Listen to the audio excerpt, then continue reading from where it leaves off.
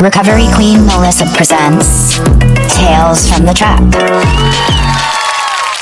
Hello, I am Mel. This is Tales from the Trap. How are y'all? I'm good. I had a great weekend with the kids.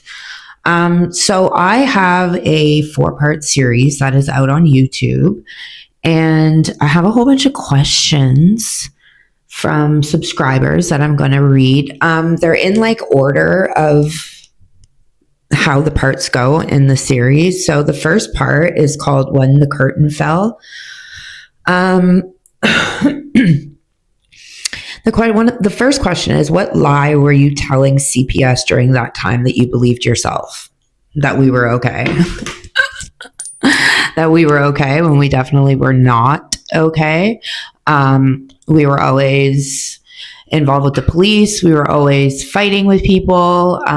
We were fighting with the neighbors, and the cops got called. We both got charged. I punched a girl at the methadone clinic. She charged me. A whole bunch of stupid shit. I remember one time we were at the methadone clinic with both the babies. So I have a 2 and a 3-year-old, not even 2, not 3 yet. And I'm parked in like at a meter, but not at a meter, behind the guy at the meter. So I'm parked where I'm not supposed to be parked.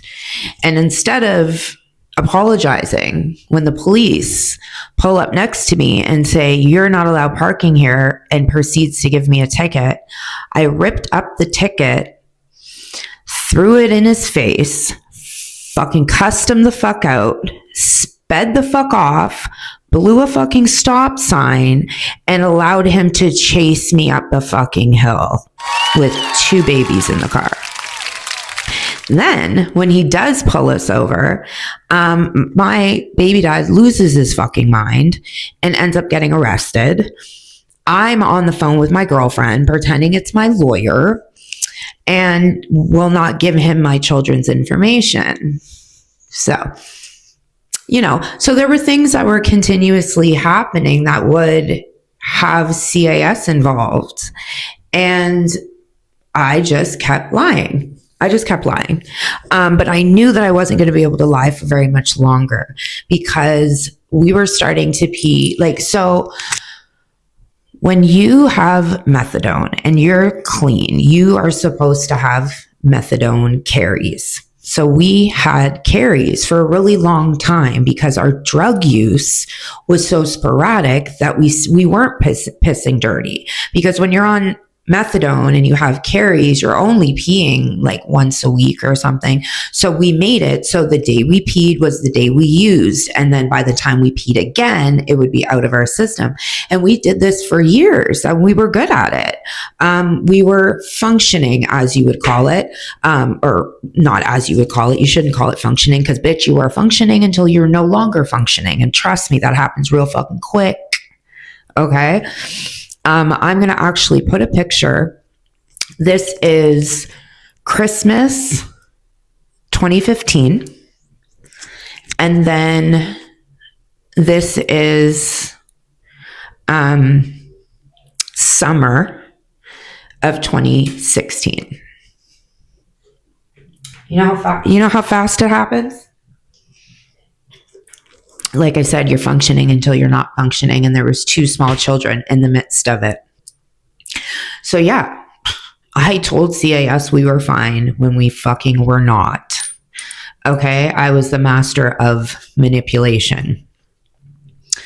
And I knew we weren't okay. It says that you believed any lie I told. Most of the time I didn't. I knew deep down that it wasn't true, because I'm not a fucking idiot. I know what a lie is, and I know that the vast majority of lies are not logical. So I knew logically we were not fine.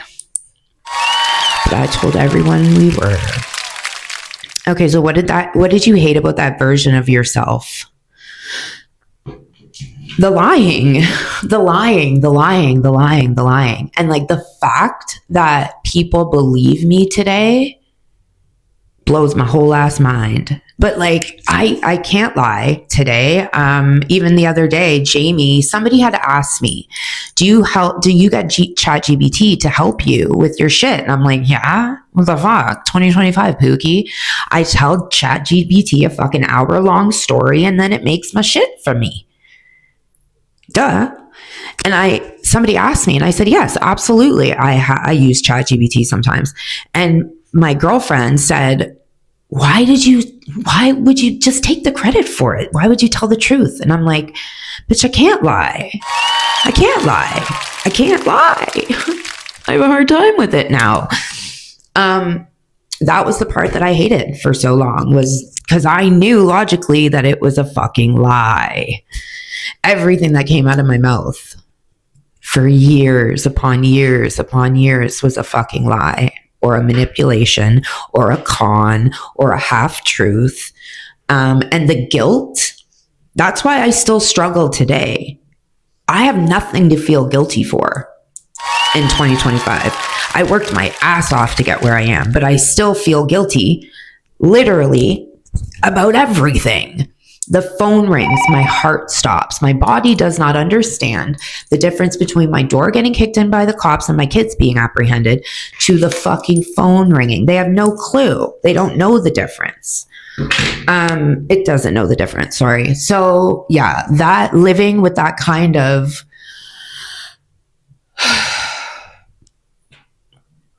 that thing that's always hanging over you. So I was in a really abusive relationship for a very, very long time. And I also had a drug problem. And because every time I would try to get out of this really long, decade-long, disgustingly, debilitatingly fucking toxic relationship, every time I would try to get out, he would hold over my head that I had a fucking oxy addiction. And instead of being honest one time and just saying, yes, I do have a problem, but I need out, help me get out of this, I stayed. I stayed because I was being blackmailed. And that happened again. There were times where I knew I needed to get the fuck out of Dodge, and logically I knew I can't. Because the men that I attract aren't loyal men. They're men that will rat you out, right? They'll hit you. Then when you leave, they'll threaten that they're going to fucking have your kids taken from you. So, all of that, the lying, and that will haunt me forever. And that's why I have PTSD. I can't, the phone has to be on do not disturb 24/7. My friends are always like, you are the hardest person to get a hold of. Cause yeah, I can't have the phone ring. The phone is either the cops, children's aid, whatever the fuckity fuck. Today it's not. I haven't talked to children's aid since 2021. And when I deal with the police, it's because the fucking weirdos around here. It has nothing to ever do with me, but I still get scared. I still hold the guilt of my life, and sometimes people ask, like, are you scared to go out in the community because of the way you used to live? Like, is there anybody you're scared of? No, the phone ringing scares me more than having to walk around out. I drive, so I'm very rarely walking around, but no, people don't fucking scare me. Like, you want to fight? We'll fight. Like that. If that's what you want to do, I'm not scared of it. The phone ringing, yes, definitely I am terrified of it, because it doesn't ever amount to anything good. So anyways, hold on. I have such bad ADHD. I'm constantly either moving or playing with the phone, so I lost my spot. How did it feel to see people trying to help you and knowing deep down you didn't want to be helped? Nobody tried to help me. Like, there was nothing they could do. Like, they knew that there was nothing they could do. Right? Jamie didn't know what to do. Nobody knew what to do. I was going to do what I was going to do. So until when my aunt took me in After that overdose in 2020, I knew that I was gonna fuck up.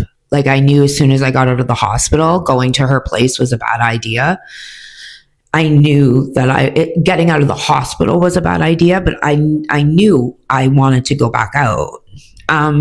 So yeah, it's hard living with yourself when you know that you're just going to keep making the same fucking mistakes.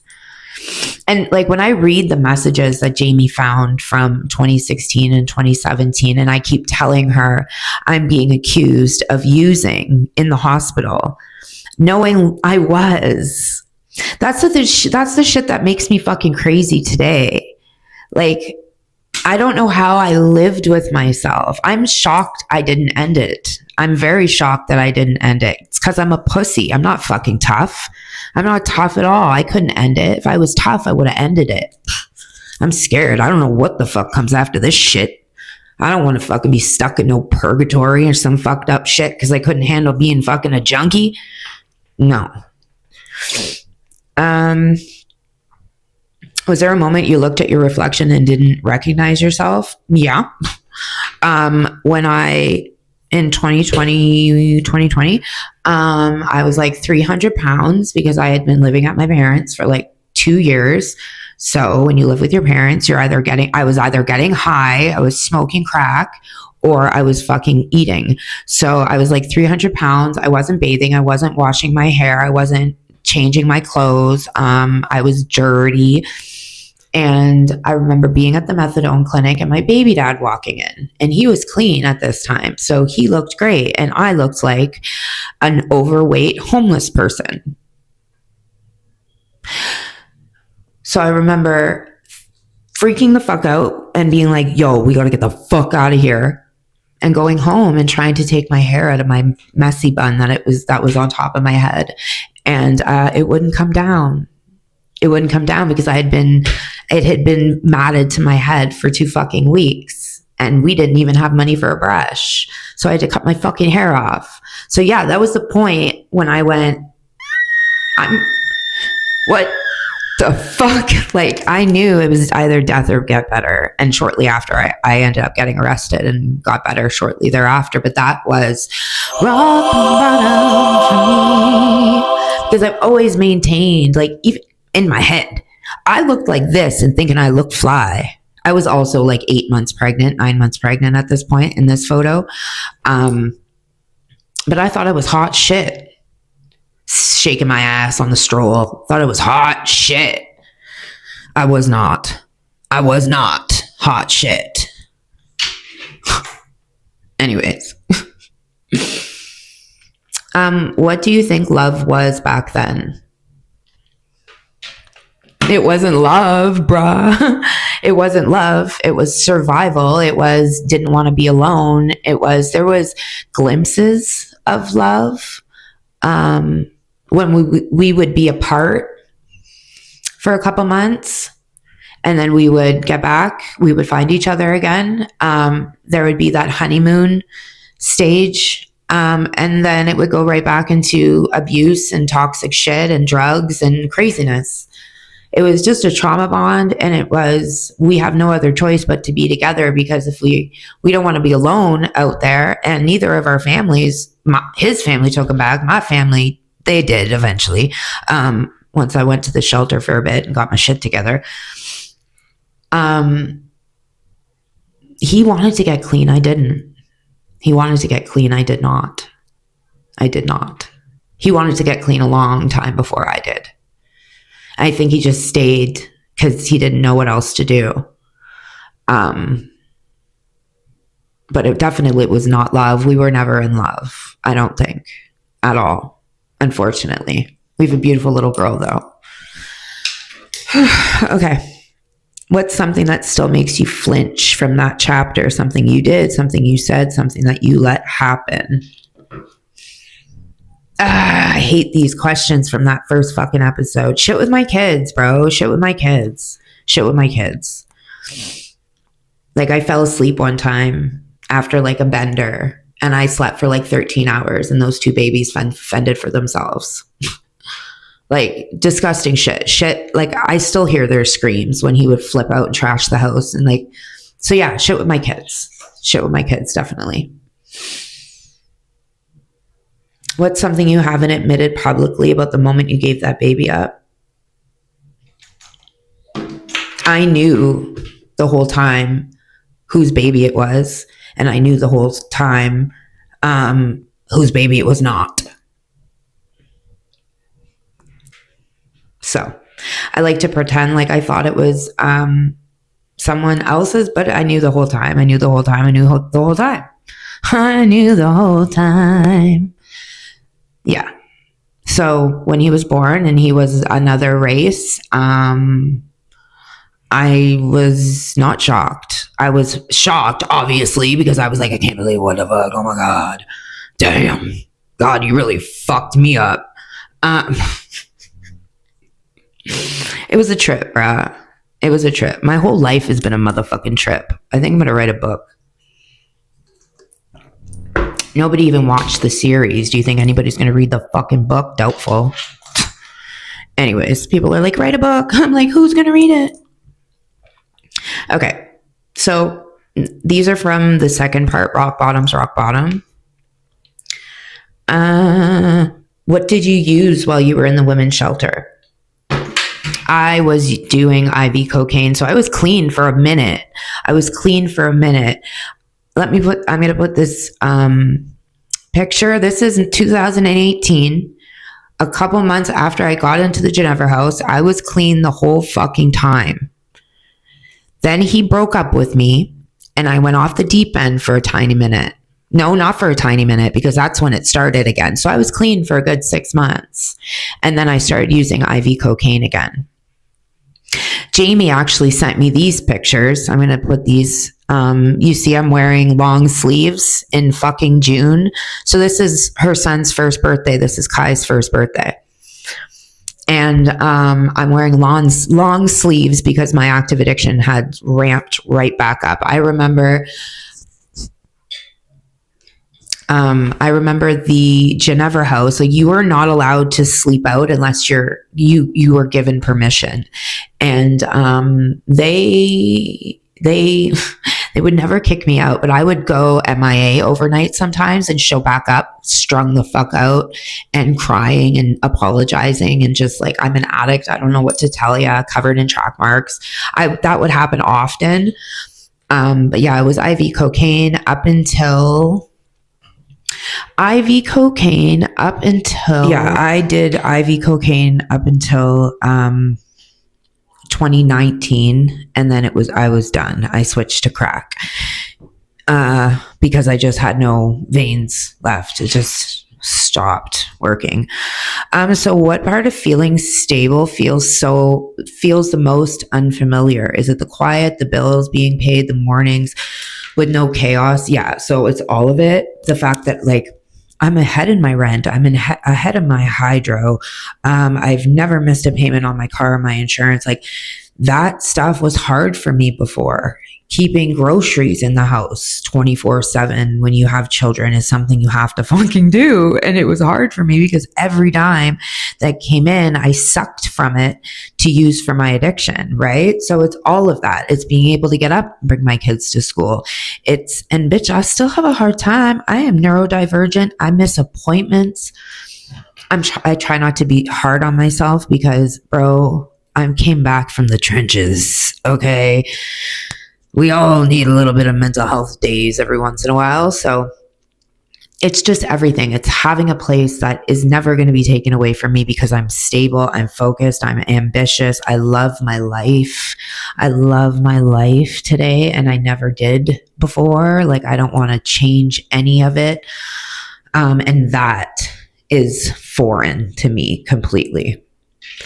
Do you feel like the world forgave you faster than you forgave yourself? Yeah. So I still haven't forgiven me for the things I did. I'll have to see how my children turn out to be fully forgiven by my own self. Once my girls are grown, I will be able to say, okay, we made it. You know what I mean? Because right now they're still really little and they bore the brunt of the vast majority of my addiction. And it comes out in trauma and behaviors and mental health issues, and choice making. So we will see. Hopefully one day I will be able to forgive her, but today is not that fucking day. What do you do now when you feel like using? It's not about drugs. It's about just disappearing, right? No, because I don't feel like I need to ever use. That is not in my, like, that hasn't been a thing since I got the Sublocade injection. I have not had the urge to get high since the minute I got my shot. Period. I don't fight cravings. I don't fight. I get triggered, but I don't crave drugs. Nothing. There's no thought in my head that ever pops up and goes, well, I shouldn't say that. That's a lie, because there have been 2 times that I actually had that thought, 2 times, and it went away quick, fast. But yeah, when I had to Narcan somebody, which is fucked, and then when Jamie sent me all those messages about me from that I did. I've had a thought.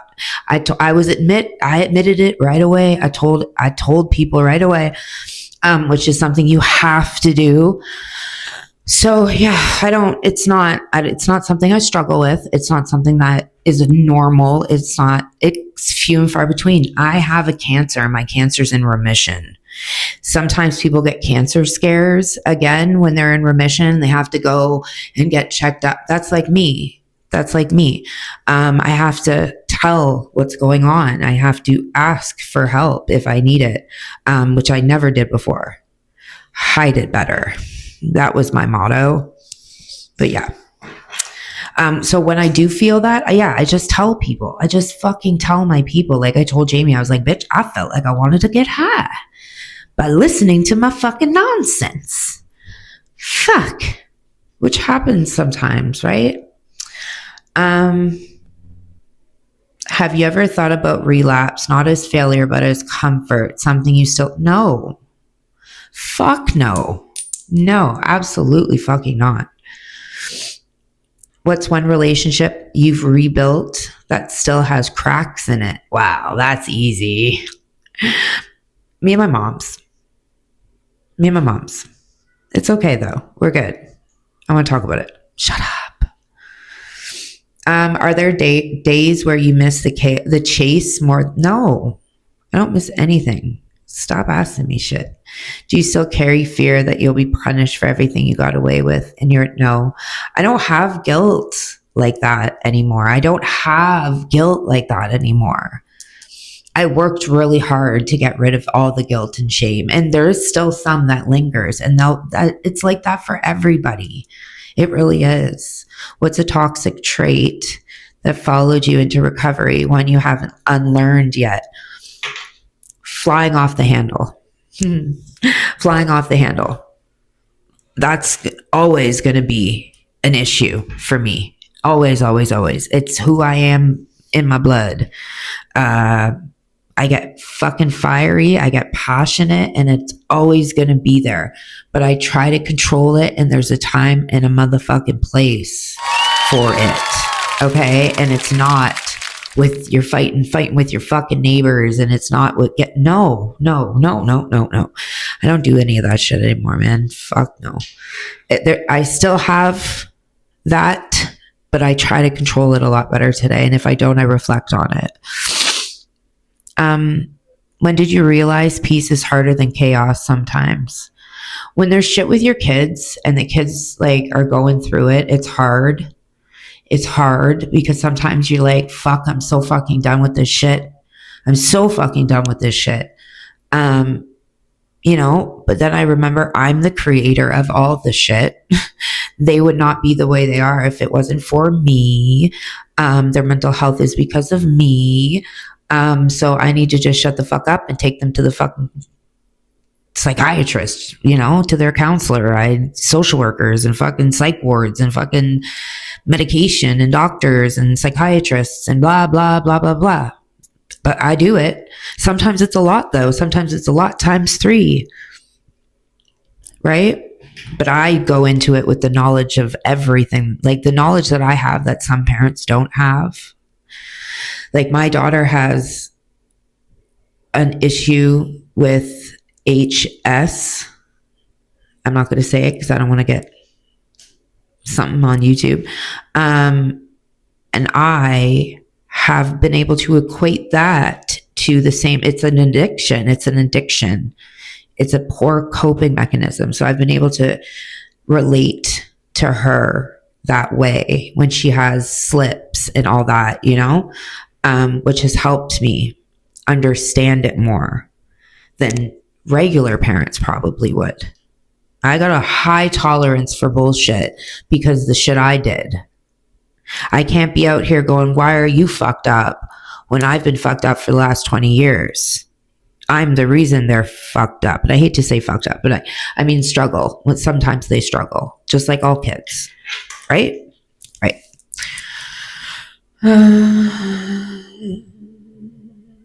Has your body fully caught up to your healing? No. I'm fucking exhausted. My back hurts. I'm just getting old, but I spent a lot of time out there running, being a fool. I'm tired, bitch. I'm probably more tired than the regular 40-year-old. That's for damn sure.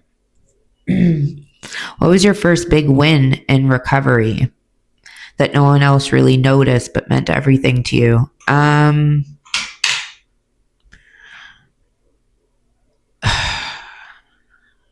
Everybody notices everything. Everything I've achieved has been huge from where I came from. So when I got my place, my people noticed. When I got off my ass and started doing shit with my life, my friends noticed. All of these little milestones have been celebrated with the people that are in my life at the time. Sometimes I don't talk to them anymore. Sometimes they're only in my life for a short period of time, but every time they're in my life, I don't surround myself with people who don't encourage my recovery and don't celebrate it with me. I don't hang out with people like that. I don't fuck with anybody like that. And everybody in my life today, they all celebrate my little milestones. And I think that's important for everybody. Every single person in recovery should be surrounded by people who celebrate their fucking milestones. Period. Okay. I'm going to go up here for a second.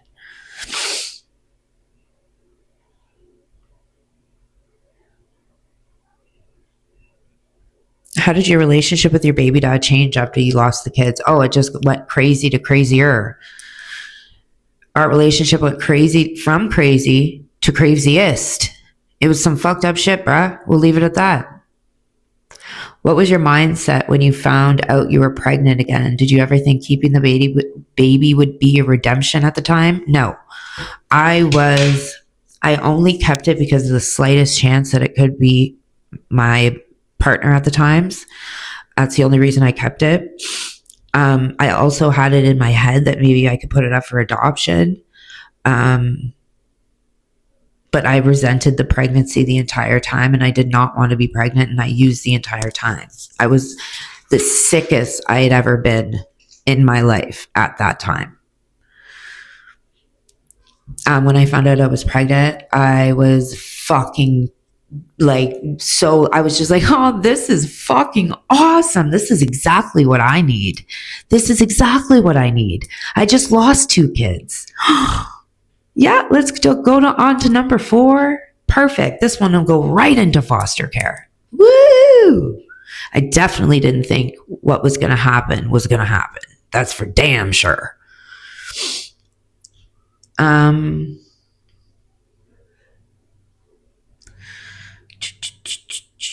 When you looked in the mirror in jail, what did you see and what did you refuse to see? I was trying to make the best of being in there. It was only 4.5 months, 5 months that I was in there. And, but it felt like 10, to be quite honest. I say 6 a lot because that's what it felt like, but it was only from like December to March. It was hell, bruh. I hated it. I didn't want to be there. I knew not that anybody belongs there, but I was like, what the actual fuck? What the fuck? I'm too cute for this shit. It was rough, bro. It was rough. I was broken. I was really, really broken in jail. But I relapsed the second I got out. Funny how that happens, eh? What did rebuilding trust with Emily really look like day to day? What went unspoken between you two that said the most? So Emily really pushes you to see how far you can go before you'll snap. And that's what she did for a really long time, for about a full year. It was a lot of testing to see if I will be back. It was a lot of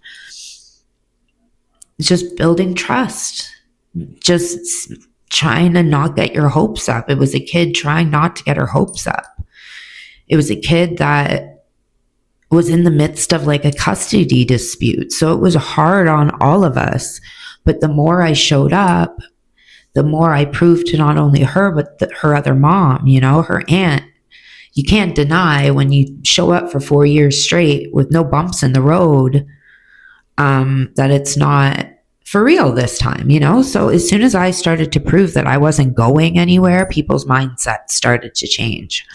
And the relationship, I had the pasty so bad. The relationship I have with Emily today is beautiful. I'm probably closest to her out of my 3 girls.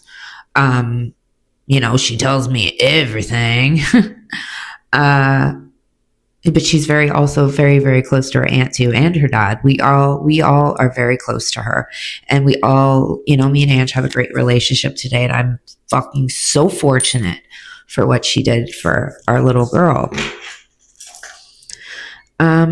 You built a platform from scratch. Do you remember the moment you realized people were listening?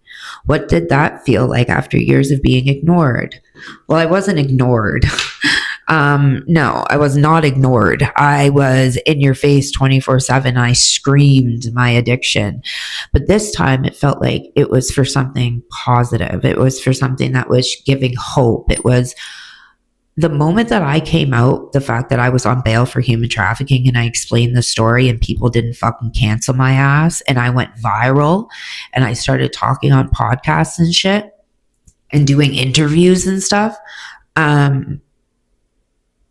That's the moment when I went, oh, damn, my story might be a little different from all the rest. Maybe I have something to offer the world. Maybe I can do this and make this part of my recovery journey.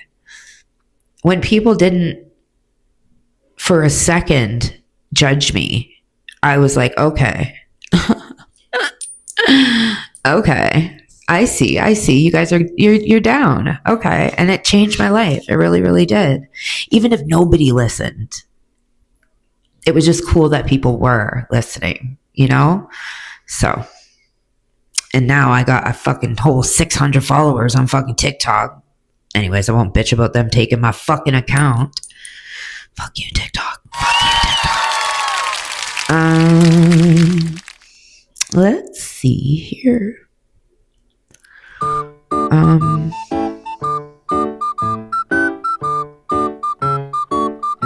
I've already answered all these fucking questions.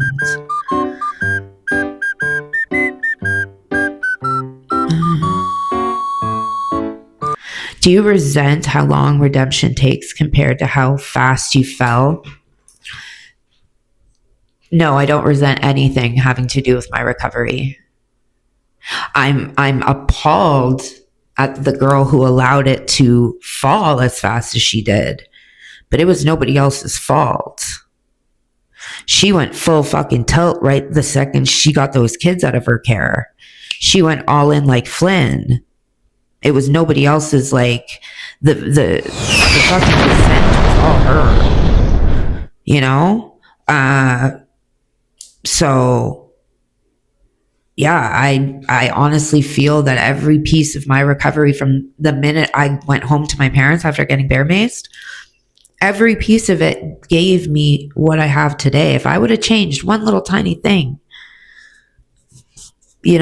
maybe I wouldn't be where I am today. Just saying. So no, I don't resent or regret or anything. What's a judgment you still carry about yourself that no one else knows? Well, fuck. All of it. I judge myself. I hate her and what she did to me. I fucking hate that. It makes me sick. It makes me sick that it's even my story. It makes me sick that I would have allowed what happened to happen. It's fucked up to live with that and to hate somebody so fucking much and know it's you. So I don't know. I judge myself every single day, but I reflect, I bounce things off my friends, like, am I a bad person for feeling this way? Or, so I don't, yeah. Have you ever felt guilty for feeling happy knowing people you love didn't survive? Yes. I talked about this earlier, but I don't think my sound was on. Yeah, I don't understand it. I'll never understand it. Why did my friend Megan with 3 little boys that needed her, why didn't she survive? And why did I? Why did I survive all the overdoses? Why did I survive it all? It doesn't make any fucking sense. I have countless friends that were no less deserving or, I'm no better. And it's the survivor's guilt that fucking eats you alive sometimes, where you just physically have to just shake off the thoughts in your head. You have to, or you can't stay there for very long. Sometimes people will notice when I'm there. I'll make TikToks about it, and it kills me. It kills me that I had to make choices to keep people out of my life because I didn't want to jeopardize my recovery, and then they died. That's the part that that's hard to live with, because that happened over and over and over again since I got clean. People that I would block and then they would die literally 2 weeks later. That happened at least a handful of times so far. People, not just people that I knew casually, like people that I knew for fucking decades, So anyways, okay, we got some more questions. Okay. Do you ever miss the numbness? Even now, be honest. No. I don't miss anything from it besides the men. And I've said that publicly. I miss the men. That's it. No, I definitely don't miss the numbness. Somebody actually said, why do you talk about it so much? Well, probably they didn't say it in that tone because they were fucking assholes. So they said, what was the point of changing if all you're ever going to do is talk about it? You missed the trap. And I was like, Pookie, I could go back to the trap right now. It was wild. But no, there's absolutely nothing I miss besides the men. And I'll probably always miss the men.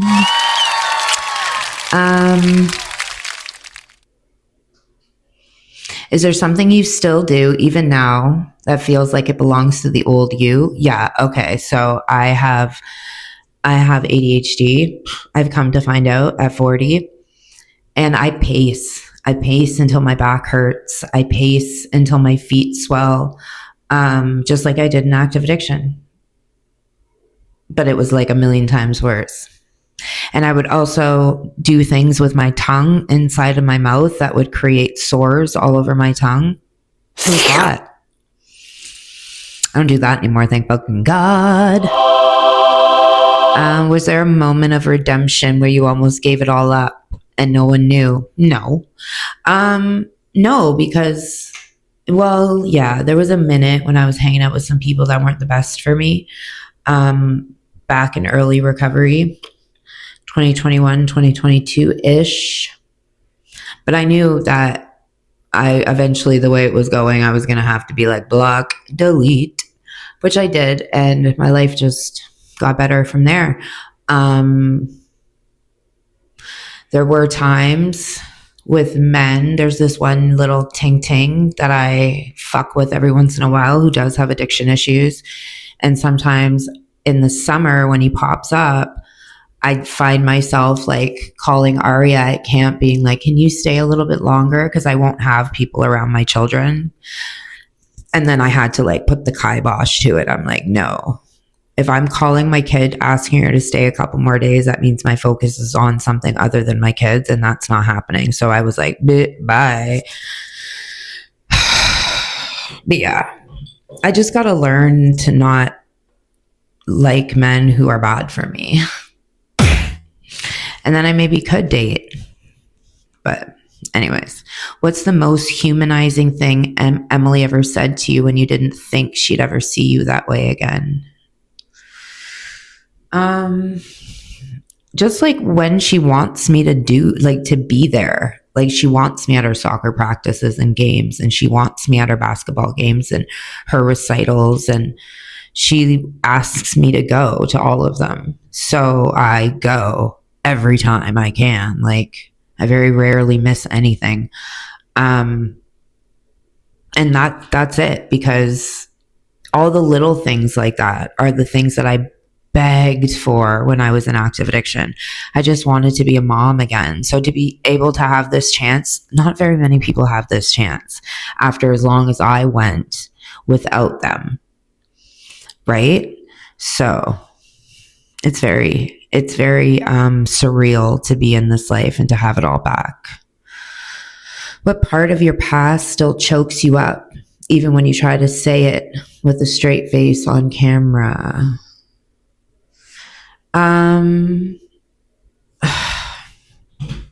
Lots of things, mostly to do with my children, though.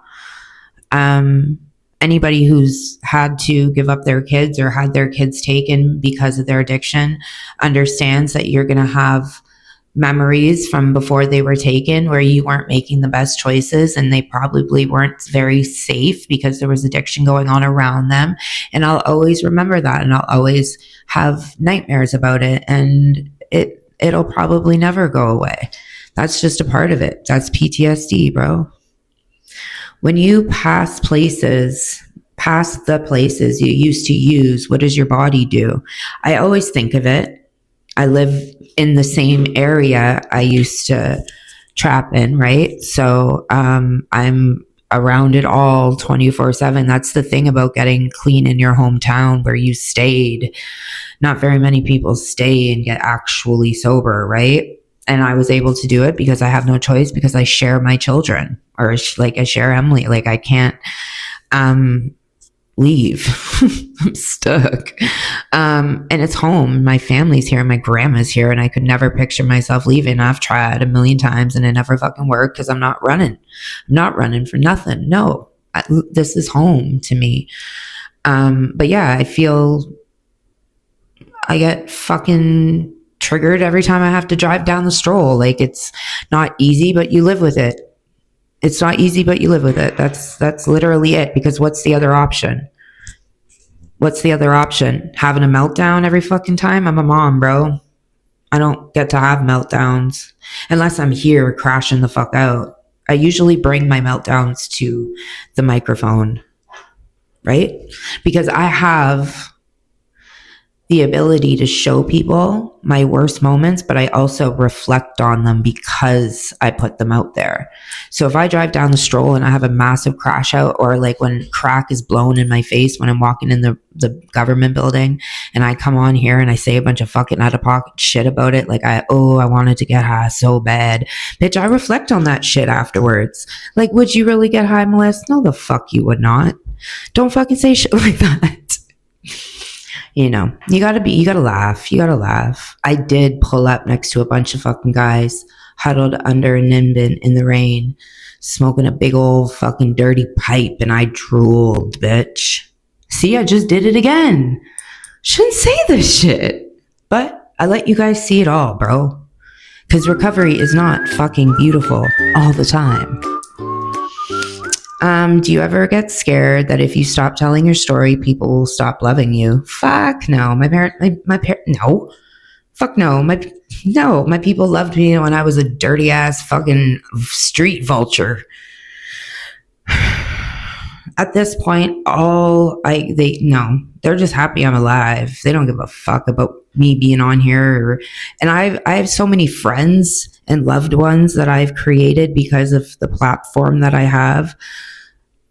If I stop tomorrow, I'll always have it. But it's part of who I am. That's why I keep doing it. Is there someone who never forgave you and you still look at them more than you should? I don't understand the question. Is there someone who never is there someone who never forgave you and you still think about them more than you should? Yes. I talk about this all the time. There's one person that I would love to apologize to. I would love to say what I did was fucking wrong and illegal. And you are a very good fucking person. And I fucking hurt you and I am wrong and I am sorry. That's all I want to say. What I did was fucking wrong, bro. And I'm sorry if you have any trauma from it, which you probably do. So, yeah, there's one person. What's a normal life moment that hits you? I already read that one. What version of yourself are you still trying to earn back or maybe build from scratch? I already answered that one too. When your kids ask about before, what do you leave out and why? Obviously, the shit about 304 stuff. That's the part I leave the fuck out, thanks. I forgot I had pierogies on. Yummy. Okay. Do you ever feel like you're just playing the part of a healed person, that you're still acting sometimes? Yes. When people are like, oh my God, I've answered this before, but yeah, when people are like, oh my God, I'm your biggest fan. You're so inspirational. It's fucked up. It's fucked up. What's something about healing that no one warned you about that wrecked you, that you will probably never get over it? It gets easier with time, but you'll never get over what happened to you out there. You'll never get over it. It gets easier to live with, no matter how much therapy you get. Sorry. What's one parenting moment where your child looked at you like they forgave you? Not that my kids forgave me a long time ago, but just being able to take Emily to that concert and have that moment with her was like a big, like, bitch, you're back, bitch. It was a big recovery moment for me. It was amazing. Not only did I had the best time of my fucking life because I absolutely love Post Malone, but to bring my baby girl who also loves him to death, it was amazing because I've never been able to do anything for my children before. Nobody would even have trusted me to take her out of the fucking city to Toronto, So to be able to do that, have my own car to drive down and my own money and my own, it was a dream. It was a dream come true.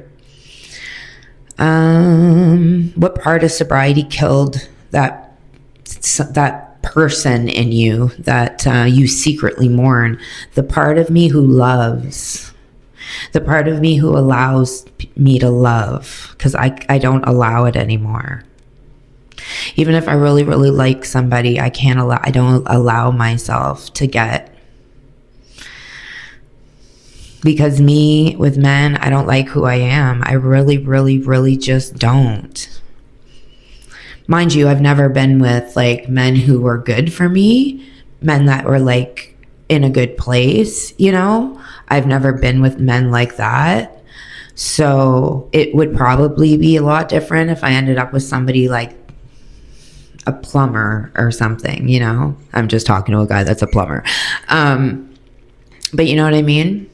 I don't allow myself. I don't. I'm okay, content with being alone forever.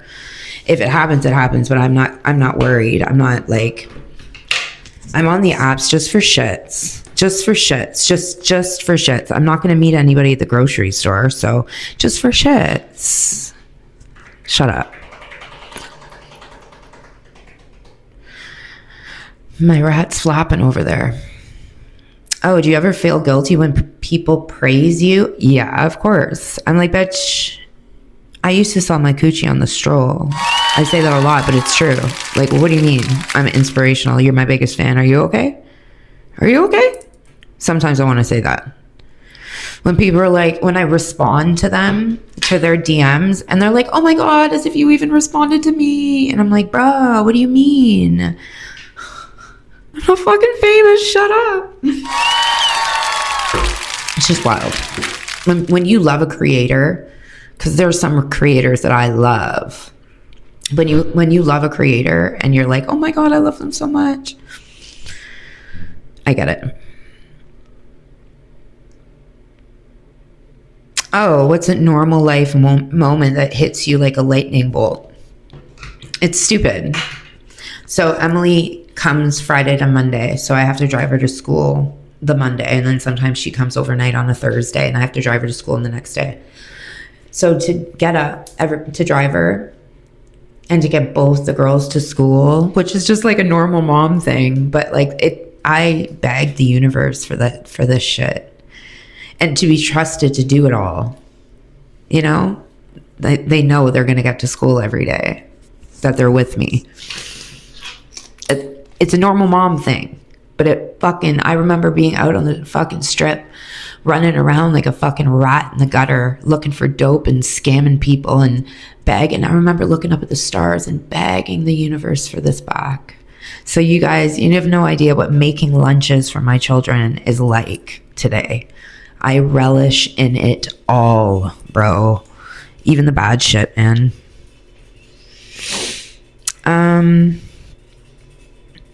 What version of yourself are you still trying to earn back or maybe build from scratch because you never got to exist before? That part of me that will allow me to be happy. I'm still searching for like that feminine energy to come back.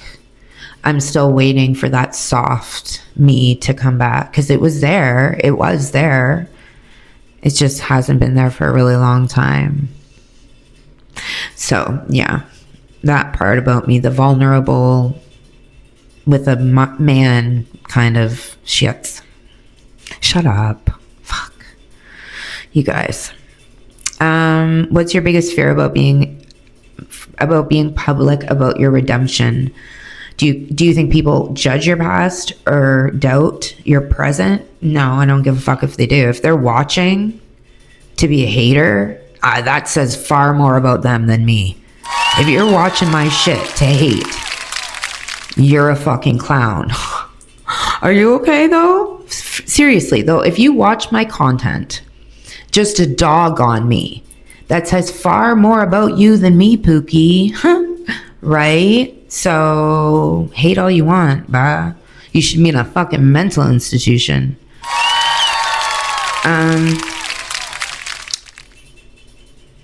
My biggest fear is just like that my kids will be like ashamed of like the shit I talk about when they get older and they understand what it means. Like when they find out that I was an escort.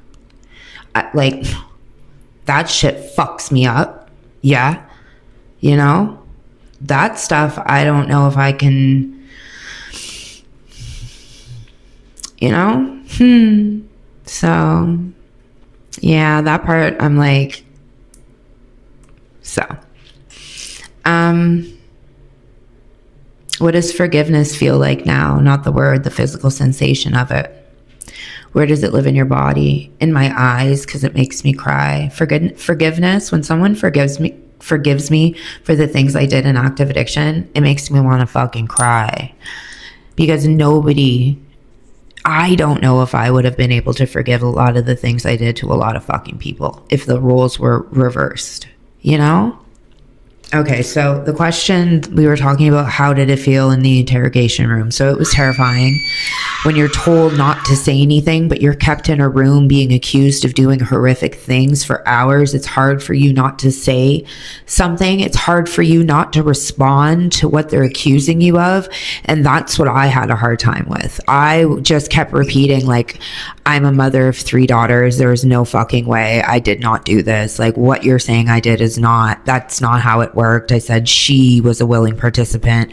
Please fucking no. So, okay, yeah, let's just go on to the next question. What did you tell yourself to survive in jail? That I was going to get out, that I knew I was going to get out, because my criminal record wasn't that bad. It was all domestic violence shit, and then the transportation fraud and stuff. So I knew I was going to get out, and that's all I kept saying. And I knew there were people who were there. So I also knew that if it were to come to it, I had people that could back up the story, the truth of what really happened.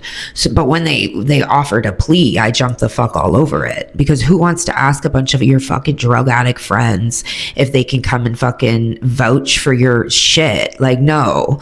So yeah, I was very happy when they offered me a fucking plea. But yeah, that's all I just kept thinking was, I was going to get out. I was going to get out. And my lawyer told me very early on that if I got out and stayed clean, that I could beat it. Because there were things like the story wasn't adding up. We were on surveillance camera together, bringing the TV to the plug. Like, there were things that also, when she said she was with me, there was a recorded wellness check done on her apartment and they found her asleep in bed, like things like that. So I knew the truth, and I was hoping that it would get me the fuck out of it. But I wasn't sure, to be quite honest. How did it feel to be called a trafficker when you were once exploited yourself? Nobody's ever called me a trafficker except people on TikTok. Like, there's been 2 times when like super followers, like day 1 followers, get angry about something. That's the first thing they say is you are a trafficker. But then they just spent the last 4 years fucking bigging me up all over the internet. So it's hard to take seriously. I call myself a convicted trafficker. Nobody really, like, the people who know don't give a fuck because they know the truth. And they know that I was a fucking waste junkie that would convince people to do things, because it wasn't the first time I brought girls into the fucking industry. You know what I mean? I was a desperate fucking animal fiend. And people know that I'm not this girl anymore. So nobody really like calls me a trafficker. You know what I mean? I was charged under the Human Trafficking Act for putting ads up and for taking her money to go buy drugs for us. That's it. That's literally it. What's a parent? Oh, okay, wait.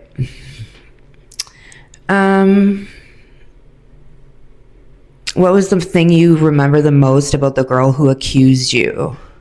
When she came back to my apartment. So she had told her worker that I sold all her shit. They called the cops. She called them back in front of me, and I spoke to the cops and was like, yo, this worker, like, that is not the truth. She fucking gave her shit away. Like, what the actual fuck? Nothing ever came of that for whatever reason, I don't think. But she came to my house and told me that she like told the cops that I sold her shit for crack. And then she told me that she told the cops about the fucking plug too. So I lost my shit a bit. And I said, we're going to end up in Lake fucking Ontario. You stupid fucking bitch. You're heading. That's what happened. So I also got charged with uttering death threats. But that's the moment that I went, oh no. And then a couple months went by of them watching me before I got arrested. What did Trapo Smell protect you from? And what did she destroy? Okay, well, she became something else. Like, yeah, she destroyed my life. She destroyed my life. The want to be this girl destroyed my life. Like, it's insane that I allowed it to happen. I was very, very sick. And okay, so she didn't protect me from shit. She literally didn't protect me from shit. She destroyed everything, though. Okay. When you first walked into your own apartment, no trap, no man, no chaos. What hit you first? The silence, the freedom, the fear? As soon as we got here, me and my girls, and I was getting up and bringing them to school, just both of them at the time, and Cadence was still in high school. I was getting up and bringing them every day, and I wasn't having a hard time with it because I had done it for the last, 2 years at my parents, because they made me do it all, and as they should. I'm their parent. So I had already been doing it, but it still I was still fearful because of the area and because of my history here. And I know this fucking place is full. It's not, though, anymore. It really, really isn't. Since the triple homicide next door, it's really cleaned up. And I came in after the triple homicide, so it's not that bad. It's sketchy. We're used to it, though. We're used to it. It was a culture shock for my children, let me just say, because they grew up in the suburbs, and this is like the hood. Okay. So yeah, when I got here and everything was okay and I was doing it, I knew I could do it. I knew I can do it. There has been bumps where, my mental health isn't the best, and, my buddy died and shit happens, but nothing's ever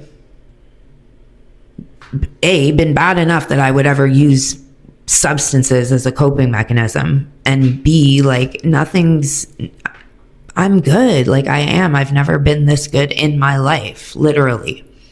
So yeah, there was fear when I first got here, but once I started doing it, and it's like you sink or swim, and bitch, I swam. I'm still swimming, motherfucker. Still swimming. Okay. Damn, it went down again. Do you ever feel guilty sharing your story publicly, knowing it involves people who didn't choose that exposure? Yes. Yes. Oh my God. Yes. Yes. Yes. Definitely. I don't say people's names except the ones who had children with me, and they signed an I don't give a fuck agreement when they met me. And if they don't like it, well, I don't know what to tell you, Pookie. But no, I don't really expose anybody else's identity. Jamie doesn't really either. And I think we're good because we know how to bleep shit out now. So I can tell full ass stories and then decide later that I don't want anyone to know, and I bleep it out. But yeah, I've definitely had guilt for saying things I've said online, because I've grown a lot in the last 4 years, and the way I talked in 2022 is not the way I talk in 2025, and the things I say and the things I reveal are not the same, because I'm not out here to try to make anybody look bad. Even if I am making you look bad, it like straight up just was because they were sick. Just like because I was sick. I was just as much of a monster as anybody in my story. I was just as much of a monster. Period. Just in different ways, man. I am not a victim. I am not a victim in any domestic violence, any fucking trafficking shit. I am not a victim. I was a willing participant. It happened to me, yeah. But I'm not a victim, because I was just as fucked up and mean and evil and fucking abusive, and I was a villain. So I don't hold nothing on to nobody. Have you ever wanted to quit the platform, stop telling your story, just disappear into peace? No, because I don't do it for y'all. Like, I do more now. I do it for y'all because people are like really resonate with it. But for me, it's just cathartic. This is my passion. Telling stories is my passion. Using my voice. Also, free fucking Palestine and free fucking Congo and Sudan. And like, what the fuck, Israel? What the fuck are you doing? And the United States. Are y'all okay? I saw that I have some people from the States in my analytics, my audience. Are y'all okay over there? How's Gilead? Praise be. I'm so sorry, y'all. Love from Canada. Canada. Do you still feel like you have something to prove? Yes, obviously. I'll always feel like I have something to prove to Emily's aunt. Always. I'll always feel like I have to prove that I'm a good mom to some people. Even if they don't need me to prove it to them, I'll always feel like I just have to be on my best motherfucking behavior. And I've tried and I've done a good job of that. So, moving on. I got the pasties really bad.